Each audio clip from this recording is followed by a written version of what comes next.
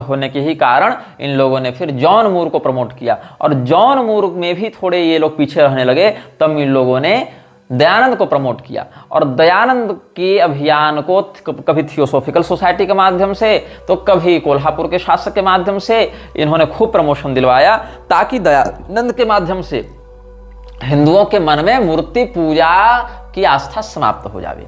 मूर्ति पूजा की आस्था समाप्त होगी तो क्या होगा, कल को कभी मंदिर टूटेंगे तो हिंदू एकजुट होकर हमारे विरुद्ध खड़ा नहीं होगा। मूर्तियों की जब तस्करी की जाएगी, जब इन दिव्य प्रतिमाओं को विदेशों में वृक्षों को बेचा जाएगा, वो इनका दुरुपयोग करेंगे, तब कोई विरोध नहीं करेगा। इस पर भी हम आएंगे, भारत में कैसे मूर्तियों की तस्करी हो रही है या हो रही थी, और या इसके क्या वृक्षराज से जुड़े हुए रहस्य हैं, उस पर भी हम चर्चा करेंगे।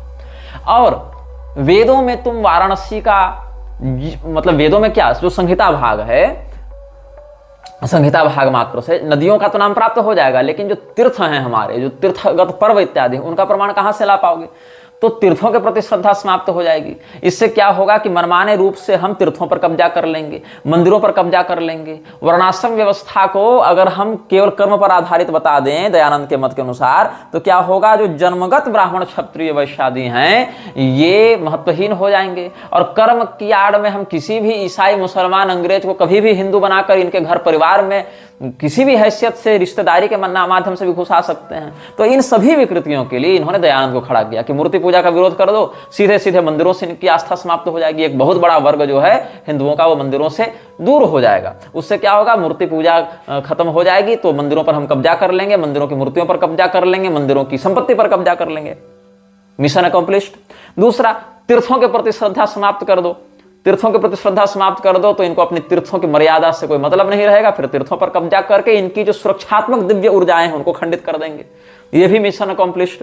आगे फिर वर्णाश्रम पर प्रहार करो विश्व बंधुत्व के नाम पर। इससे क्या होगा कि आज जो ईसाई मुसलमान इनके घर में घुस नहीं पा रहे हैं, कल को हिंदू, और हिंदू में भी हम चूंकि शंख बजा रहे हैं, स्वस्ति वादन कर रहे हैं, तो हम ब्राह्मण हो गए, ऐसा कहकर इनके घर परिवार में दामाद की हैसियत से भी घुस जाएंगे। जो आज दरवाजे के अंदर नहीं घुस रहे हैं, लक्ष्य नहीं घुसने दिया जाता, उनको दामाद बनाकर भी हम घर में घुसा देंगे। ये कह के कि हम तो भाई आर्य हैं, हम तो हिंदू सनातनी हैं, हम तो वैदिक हैं, ये कह के किसी को घुसा दें। ये तीसरा मिशन हो गया, वर्ण संकरता, खून में शुद्धि कर दें। चौथी बात क्या हो गई, मान्य धर्मशास्त्रों को प्रक्षिप्त कहकर बकवास करके उनकी बातों को तोड़ मरोड़ कर उनके प्रति आस्था ही हटा दें।